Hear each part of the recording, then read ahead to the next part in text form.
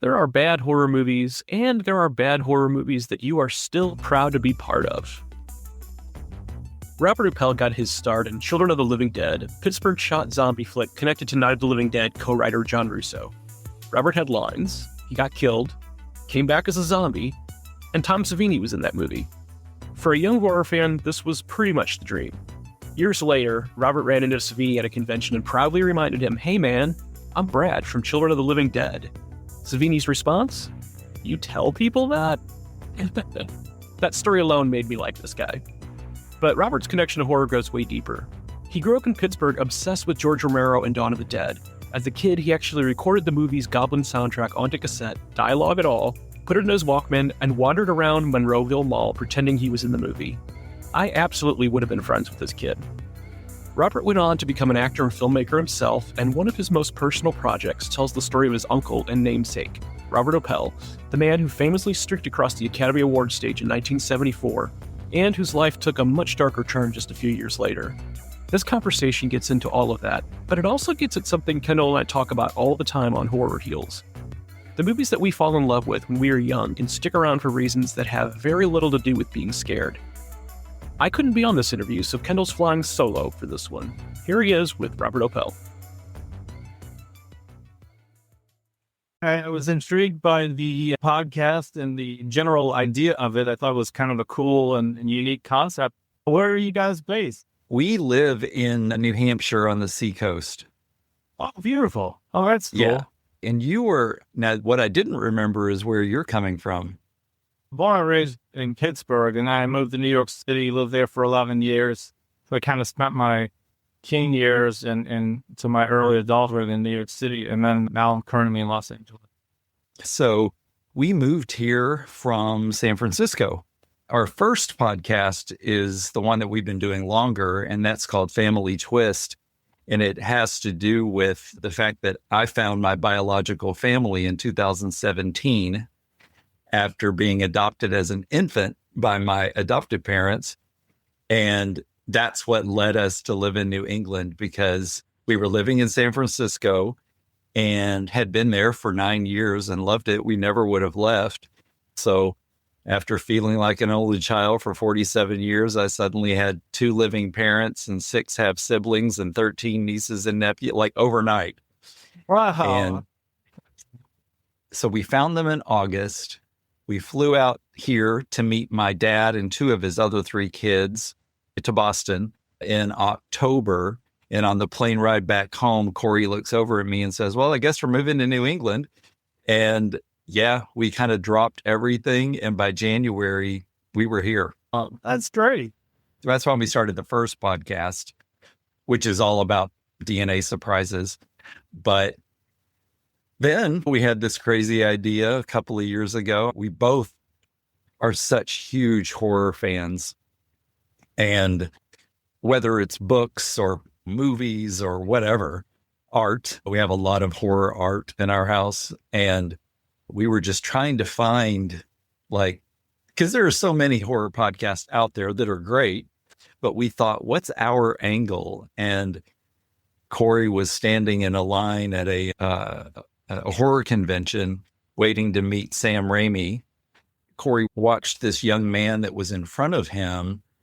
Corey said you could tell the young man was in duress. It was getting to him, the crowd. And Corey said, I was about to tap him on the shoulder and say, "Hey man, if you want to step aside for a couple of minutes and come back, we'll definitely save your place in line." But right before Corey tapped the guy on the shoulder, the man in front of the other man started talking about the stack of DVDs that he was holding. And Corey said he just watched the anxiety just wash away from the first guy. And he had that epiphany right then. He's like, that's what this is all about. Horror is good for our mental wellness, whether you're talking about film or even music. And so that's really what helped us launch this. We still believe it. We believe that horror is a great conduit for people. So tell me about what you've done. You're an actor, and has it been primarily horror that you've been involved in? That's what I came up in. I'm from Pittsburgh. and my opus was Children of the Living Dead. I don't know if you had the pleasure of seeing that one. I actually got the part myself. I read in a local Pittsburgh Post-Gazette, John Russo, producer of the original Night of the Living Dead and Return of the Living Dead, whatever. He did this kind of spin-off thing with Children of the Living Dead. He shot locally, looking for local cast members. I was like, wow, I'm a young boy at this time. I'm just getting into acting. I would love to be a part of a project, especially a Living Dead project, because I grew up mesmerized by this song. And I called the local paper and I said, I read this article. You're looking for local. How do I get in touch with who's casting or whatever? And they gave me Russo's phone. So I called. Wow. This is back in I forget what year it was, 99-ish, because I think it was made in 2000. And yeah, I had this great conversation with him. I was like, yeah, man, when I was a little kid, I met you, the Zombies You Ever Read in 1993. And like, best 3 days of my life when I was a kid. Before I met Romero. And said, yeah, well, we're casting this local Marriott, go down there and audition or whatever. It was the first time I went to an audition and I actually got the part the same day. They're like, yes, we want you. And I got lines. I had a character. I had a name, Brad, the construction worker. I had dialogue. It was incredible. I was in this movie, Tom Savini. So we always start shooting, whatever. And Tor Ramsey, the director, he goes, I really like your work. You're very focused and you're talented. Would you consider playing a zombie as well? Like if we kill you, would you come back as a zombie? Right.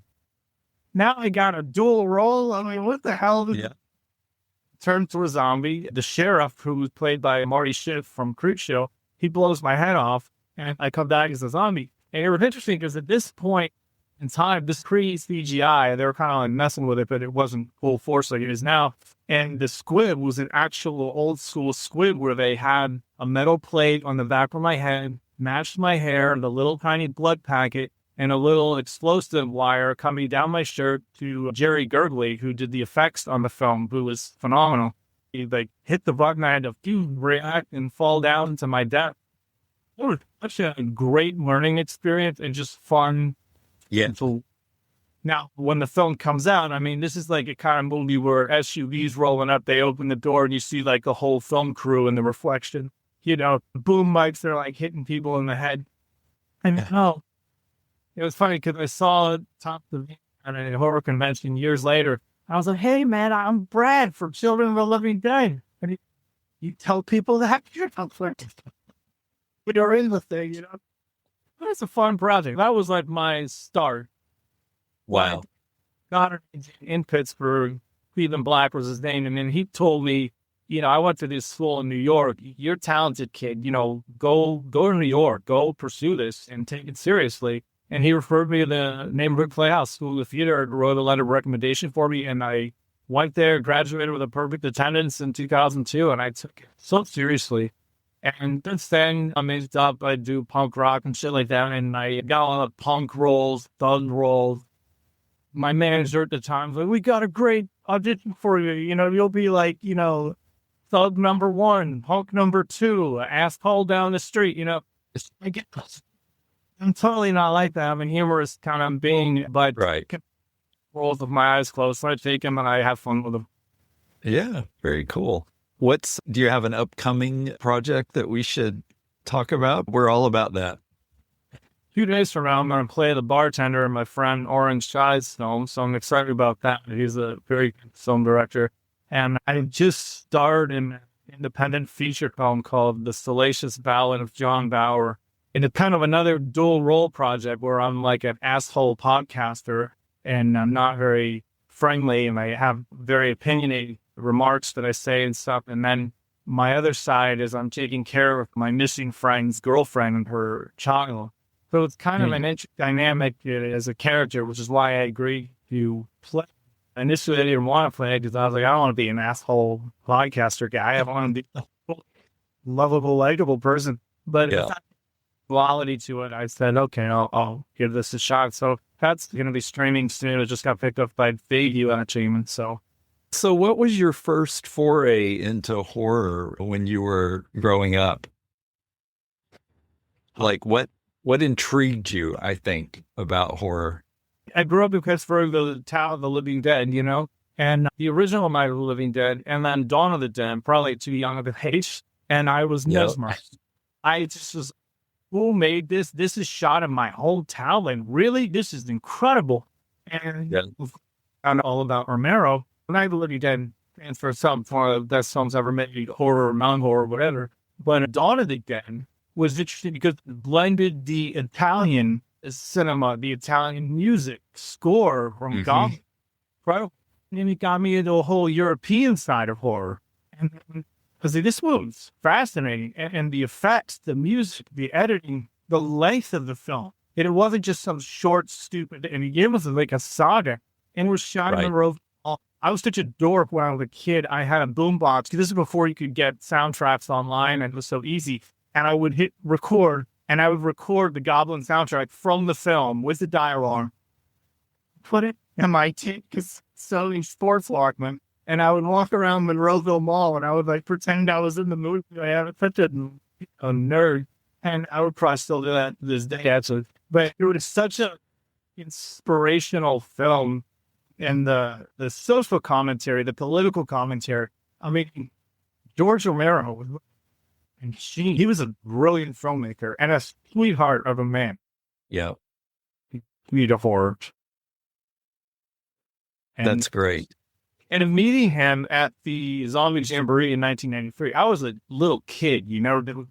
Mr. Romero, I would love to work with you and everything. And we took a picture together, but it was like a professional photo that he would autograph later.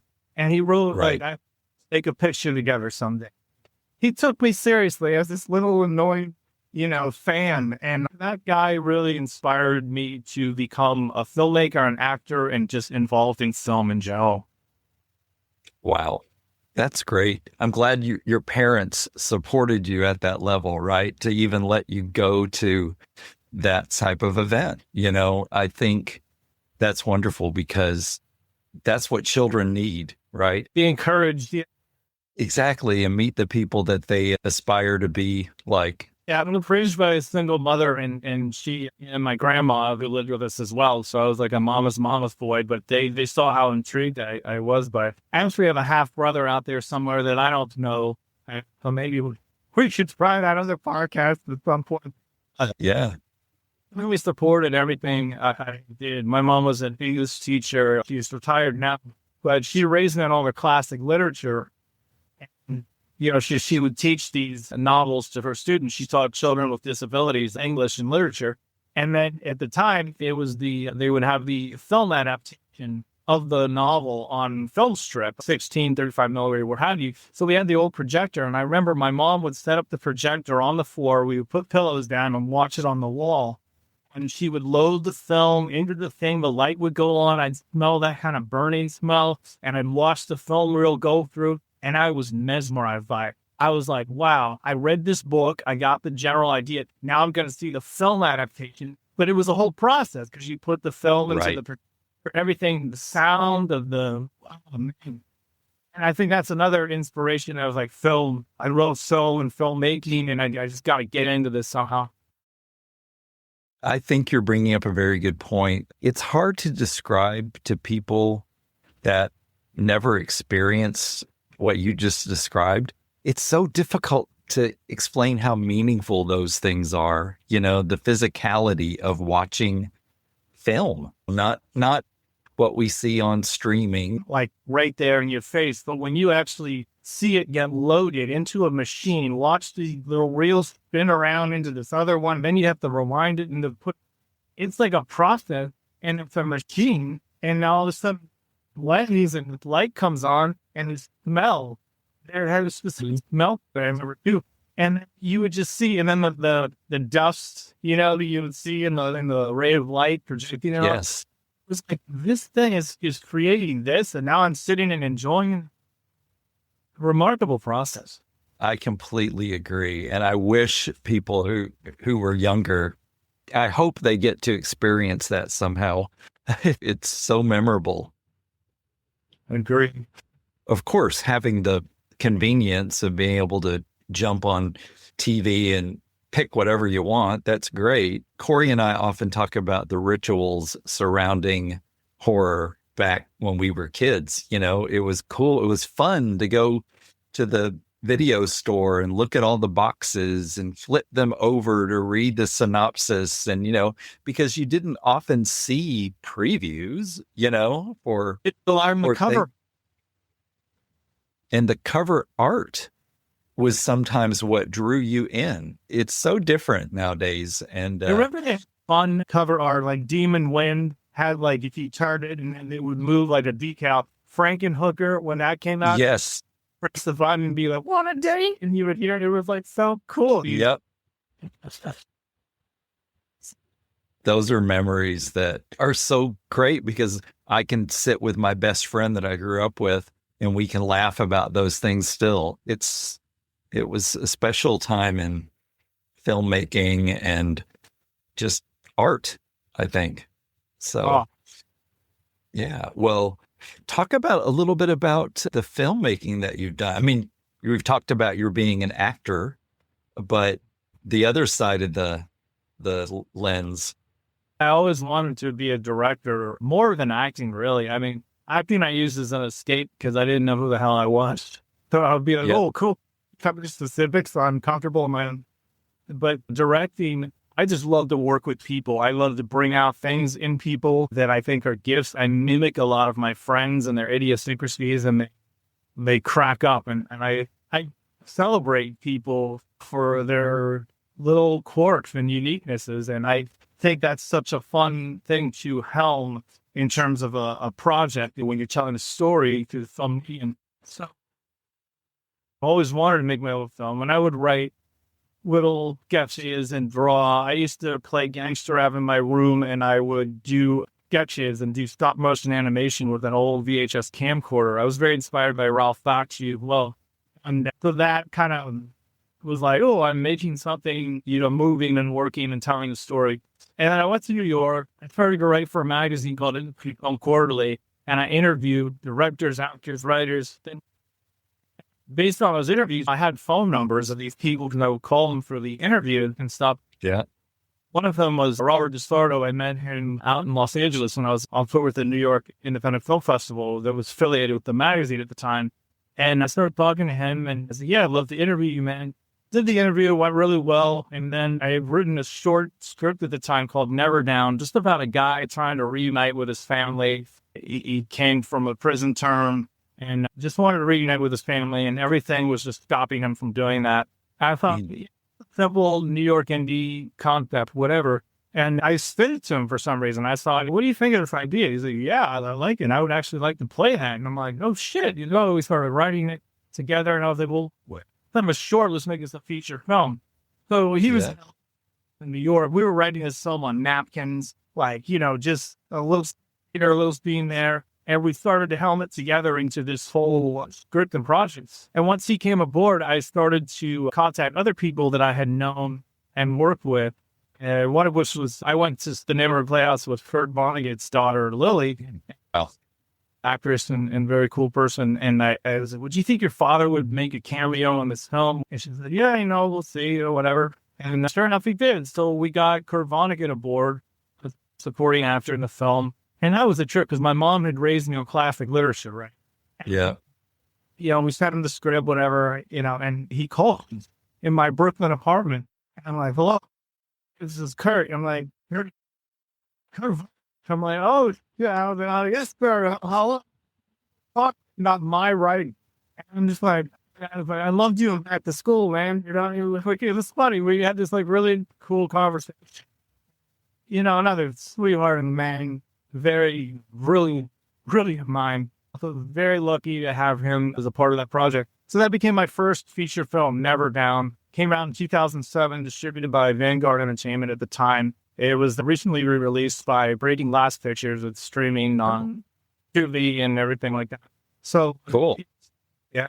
And then that was a big deal to me. And with the success of that, I wanted to make my dream project, which was the life story of my uncle. He was the streaker of the Academy Awards in 1974. He was murdered in 1979, the year I was born.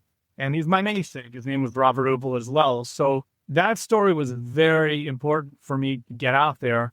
And we spoke of film earlier. My uncle had interviewed John Waters Devine, these people. He opened the first erotic art gallery in San Francisco, South of Market area. It was called Fadeaway Studios. And, so he had pre-recorder video. I had Ektachrome film. I had all these old formats of film. And thank God the Kodak was still in business in New York at the time. So I was able to digitize this so we could edit it in the current medium. And then that became Uncle Bob, my second feature. It was a documentary film. And my neighbor at the time was Abel Ferrara. I absolutely loved him as much as I loved George Romero growing up. So he became kind of a mentor and a friend and offered to produce it. And so that film is out there now too. That is so cool. He's a filmmaking, yeah. Yeah. Well, I love the family connection too, that you get to honor your uncle. Robert, I hope that we can stay in contact, and that way when new projects come up, we can talk to you about those and, keep the conversation going. This has been super interesting. Podcast. I got my ghoulie up here for moral support, and then I got my authorities post back here. I noticed you interviewed Debbie Rashan. Yeah. And very talented woman, man. I love her work so much. So we've been so fortunate to have some of our favorites on, it's been amazing. I think our very first episode was with Adrian King, and for my birthday was this week, and Corey made me a piece of art where it's Adrian King's character sitting in the canoe, and it's the image of Jason coming up out of the water at the end. And now my face is on Jason. It's so cute and comical. And we can't wait to share that with Adrian. I can't wait to show her. Later birthday to you, man. Thank you. Corey is so clever with gift giving, and his birthday is exactly 4 weeks after mine. So it's always like, oh, holy crap, he did it again. He gave me the really cool gift. I got to come up with something halfway cool. It's so fun and fulfilling. He is so creative and comes up with fun stuff. So, and shout out to our friend Brad, who actually helped create the little image of me as Jason. Oh, cool. Well, you might already know this, but lately we have asked a last question, and it's a tough one, I think. Who's your favorite final person in a film? Hands down, Ben from the original Night of the Living Dead. Okay. And he may say he's not a final character because he does wind up dying. But he survives the evening. He survives the monster for all intents and purposes. And he's confused. Something he's not. And he's executed for it. And I think that says something about society, about interpretation. And I thought it was a very powerful character all around, and not so much the ending, his demise, but his right. And the whole, he's one of my all-time favorite film characters. And also Tony Todd's portrayal in the Naive version that Savini directed, Crane Then. Excellent character. I know. I enjoy that one a lot as well. We rewatched that pretty recently. It's a phenomenal film. Yeah, we love them both. Well, thanks so much for joining me. I think what you guys are doing is excellent. And I think it's a pretty unique and imaginative idea for a podcast. And it's a great take on the horror genre as well. So thank you so much for having me. Oh, yeah, no worries. I really enjoyed Robert's story about meeting George Romero as a kid and telling him he wanted to work with him someday. Romero actually took him seriously and wrote on the photo, "I hope we make a picture together someday." Think about what something like that can mean to a kid.